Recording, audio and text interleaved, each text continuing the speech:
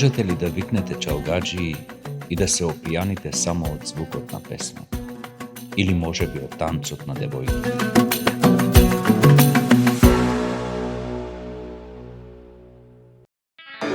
Повеќевековното владење на османлиите на балканските простори зад себе оставило значајни културно-историски споменици.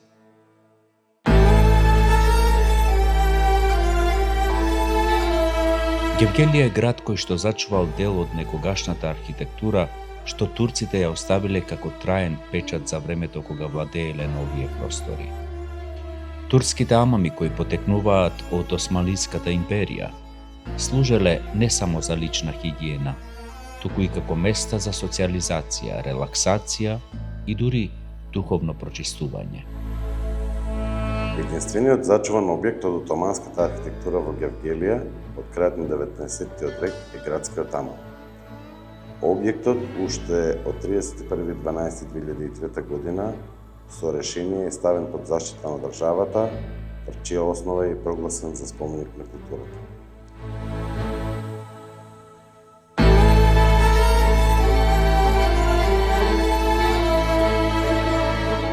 Градбата на амамот е од камен и тула, кои служат за задржување на топлината и регулација на влажноста, така што некои автентични делови и денес се оставени во својата оригинална форма. Некогашните амами имале шадрван, гардероба, капалук, простор за адаптација, халвет, простор за капење, хазна, водосклад и ќулхан, ложиште. Покрај капењето, амамите биле места за масажи, депилација и друштвени средби. Амамите имаат функционален и архитектонски дизајн, кој помага да се регулира климата во просторијата.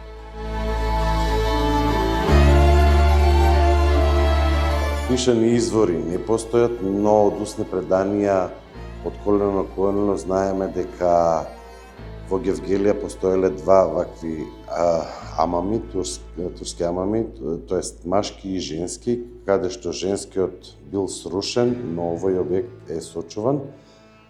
Со неговата реконструкција и адаптација во уметничка галерија Амам, од 2014 година првпат се стартува со уметничка изложба, тоест групна изложба на Друштвото на ликовни уметници на Гевгелија, а од 2015 година Национална установа музеј Гевгелија почна со програмска активност за разни други изложби, промоции, презентации од културен јавен карактер.